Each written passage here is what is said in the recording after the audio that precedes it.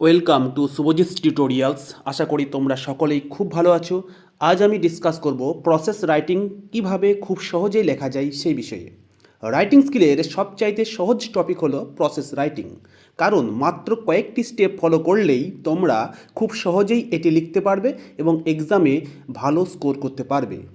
আজকের এই ভিডিওতে আমি প্রসেস রাইটিংয়ের স্টেপগুলো তোমাদেরকে বলবো এবং ক্লাস 9-এর ইংলিশ টেক্সট বইয়ের পেজ নাম্বার 17-এর এক্সারসাইজ নাম্বার 9 অর্থাৎ প্রিপারেশন অফ অরেঞ্জ জুসের উপর প্রসেস রাইটিংটি লিখে দেখাবো।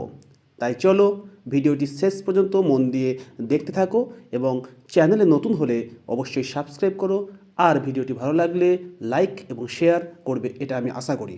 চলো প্রথমেই দেখে নিই প্রসেস রাইটিংয়ের স্টেপগুলি, অর্থাৎ steps of process writing. Step 1, a suitable title or heading in capital letters, অর্থাৎ কোশ্চেনে যে জিনিস তৈরির পর প্রসেস রাইটিং লিখতে বলা হবে তার উপর একটা টাইটেল বা শিরোনাম দিতে হবে এবং সেটি ক্যাপিটাল লেটার্সে লিখতে হবে এবং রাইটিংয়ের উপরে। এরপর আমরা কি লিখব সেই শিরোনাম বা টাইটেল যদি বুঝতে না পারি, আমি দেখো এখানে কয়েকটা হিন্টস দিয়েছি। প্রিপারেশন অফ বা হাউ টু প্রিপেয়ার, মনে করো কোশ্চেনে বলা আছে যে অরেঞ্জ জুস তৈরির উপর একটা প্রসেস রাইটিং লিখতে, তাহলে আমরা লিখতে পারি প্রিপারেশন অফ অরেঞ্জ জুস অথবা how to prepare orange juice.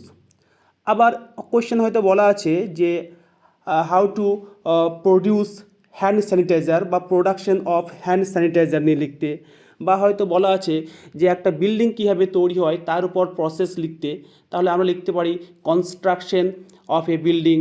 অথবা একটা স্কুল ম্যাগাজিন কীভাবে পাবলিশ হয় সেই নিয়ে একটা প্রসেস রাইটিং লিখতে, তাহলে আমরা লিখতে পারি publication of A school magazine.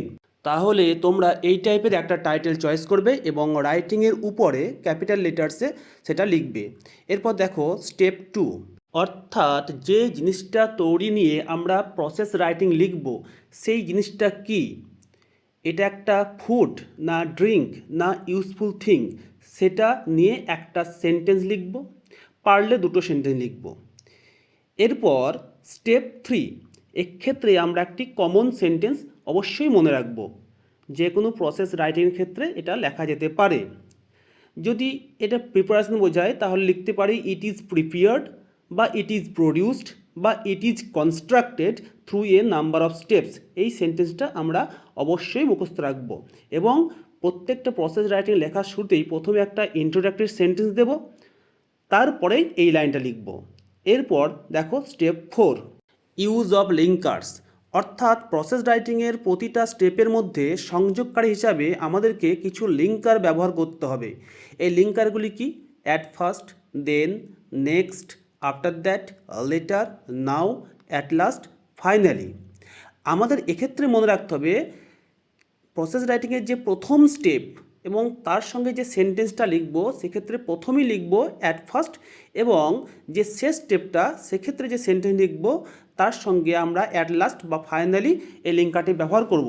এবং মধ্যখানের যে প্রসেসগুলো বা যে স্টেপগুলো সেক্ষেত্রে আমরা এই now, next, then, after that, later এইগুলো আমরা ব্যবহার করব। প্রয়োজনে 2-3বার ব্যবহার করতে পারি, কিন্তু মনে রাখতে হবে প্রথম স্টেপ অ্যাট ফার্স্ট এবং শেষ স্টেপ অ্যাট লাস্ট বা ফাইনালি ব্যবহার করতে হবে।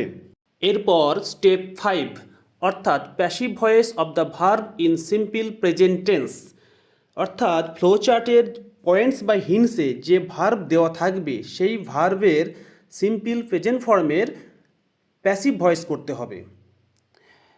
এখানে দেখো আমি দেখিয়েছি, প্রথমে স্টেপ 4 অনুসারে একটা লিঙ্কার বসিয়েছি, তারপর সেই পয়েন্টস থেকে সাবজেক্টটা বসাবো এবং সাবজেক্টটা যদি সিঙ্গুলার হয় তাহলে ইজ, আর সাবজেক্ট যদি প্লুরাল হয় তাহলে আর বসাবো।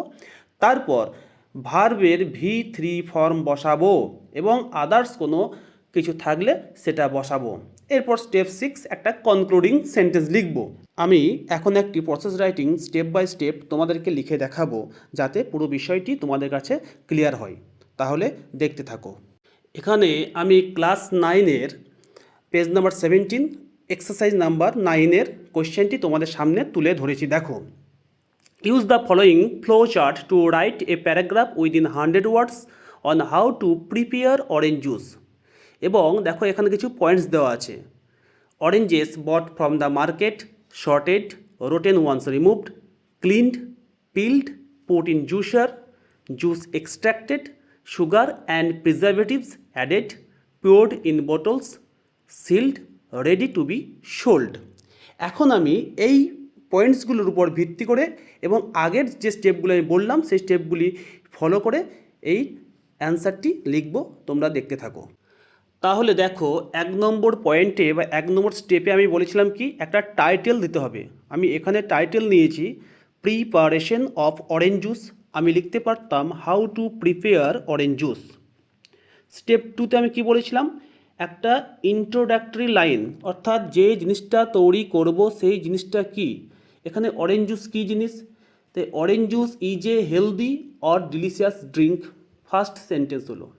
এরপর স্টেপ 3তে আমি বলেছিলাম একটা কমন লাইন কি, it is prepared through a number of steps, এটা হয়ে গেল। এরপর স্টেপ 4এ বলেছিলাম আমি লিঙ্কারের ইউজ করতে, এবং স্টেপ 5এ বলেছিলাম যে পয়েন্টসে বা হিন্টসে যে সাবজেক্ট দেওয়া থাকবে সেই সাবজেক্ট এবং ইজ বা আর, তারপর ভার্বের থার্ড ফর্ম, তারপর আদার্স কিছু থাকলে সেটা বসাতে। তো দেখো, তোমাদের বইয়ে হিন্টস দেওয়া আছে oranges bought from the market. যেহেতু এটা স্টেপের প্রথম সেন্টেন্স, তাই প্রথমে আমি অ্যাট ফার্স্ট এই লিঙ্কারটা ব্যবহার করেছি, এবং সাবজেক্ট কি আছে অরেঞ্জেস, অরেঞ্জেস ব্যবহার করলাম, এবং অরেঞ্জেস যেহেতু প্লুরাল নাম্বার তাই আমি আর ব্যবহার করেছি, এবং বটের ভার্ব থার্ড ফর্ম বট ব্যবহার করেছি, এবং ফ্রম দ্য মার্কেট। তো এটা একটা সেন্টেন্স হলো। এর পরের পয়েন্টস দেওয়া আছে দেখো শর্টেড। এক্ষেত্রে কোনো সাবজেক্ট দেওয়া নেই, তাই শর্টেড কাদেরকে করা হলো সেটা আগের সেন্টেন্স থেকে আমি বেছে নেব।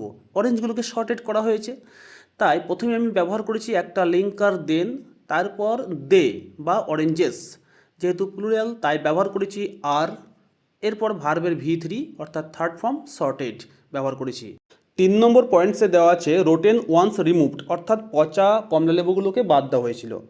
তাহলে আমি লিঙ্কার নিলাম নেক্সট, রোটেন ওয়ান্স অথবা রোটেন অরেঞ্জেস আর রিমুভড, ভার্বের থার্ড ফর্ম। এরপর পয়েন্টস দেওয়া আছে ক্লিনড, পরিষ্কার করা হলো কাদেরকে, যেগুলো বাছাই করা হয়েছিল, অর্থাৎ শর্টেড অরেঞ্জেস। এরপর আমি লিঙ্কার নিলাম আফটার দ্যাট শর্টেড অরেঞ্জেস আর ক্লিনড উইথ ফ্রেশ ওয়াটার। এই ফ্রেশ ওয়াটার কথাটা আমি একটু অ্যাড করলাম, তোমরা পারলে করবে, নইলে করার দরকার নেই। এরপর পিল্ড পয়েন্ট দেওয়া আছে। এই পিল্ড কথার অর্থ হলো খোসা ছাড়ানো। যে সমস্ত অরেঞ্জগুলোকে জল দিয়ে ধোয়া হলো তাদেরকে আবার খোসা ছাড়ানো হবে। দেন আমি আবার সে আগের লিঙ্কারটাই ব্যবহার করলাম, ক্লিনড অরেঞ্জেস আর পিল্ড। এর পরের পয়েন্টস দেওয়া আছে পুট ইন জুসার। তাহলে যে সমস্ত অরেঞ্জগুলোকে খোসা ছাড়ানো হলো তাদেরকে জুসারে রাখা হবে। তাহলে লেটার এই লিঙ্কারটা ব্যবহার করলাম, the peeled oranges are put in a juicer. এরপর দেখো পয়েন্ট দেওয়া আছে জুস এক্সট্র্যাক্টেড। এক্ষেত্রে আমি লিঙ্কার ব্যবহার করলাম আফটার দ্যাট, এবং সাবজেক্ট হিসেবে ব্যবহার করেছি জুস, এবার জুস যেহেতু আনকাউন্টেবল নাউন সিঙ্গুলার ফর্ম তাই ইজ ব্যবহার করেছি, এবং ভার্বের থার্ড ফর্ম এক্সট্র্যাক্টেড ব্যবহার করেছি। এরপরের point sugar and preservatives added. আবার লিঙ্কার ব্যবহার করলাম next, sugar and preservatives subject যেহেতু তাই প্লুরাল আর ব্যবহার করলাম, এবং ভার্বের থার্ড ফর্ম অ্যাডেড কার সঙ্গে যোগ করলাম, to the juice and steered well, এই কথাটি আমি অ্যাড করলাম। এর পরের পয়েন্ট কি আছে, পিওর্ড ইন বোটলস, এবং সেই জুসটাকে বোতলে ঢালা হলো। আবার লিঙ্কার ব্যবহার করলাম then the juice is poured in fresh bottles. এরপরের পয়েন্ট আছে দেখো সিল্ড। তাহলে কাদেরকে সিল করা হলো, ওই জুসের বোতলগুলোকে। তাই আমি প্রথমে লিঙ্কার নিলাম অ্যাট লাস্ট দ্য বোটলস আর প্রপারলি সিল্ড অ্যান্ড লেবেলড। এর পরের পয়েন্ট আছে রেডি টু বি সোল্ড। তাহলে জুস এখন রেডি হয়ে গেল বিক্রি করার জন্য।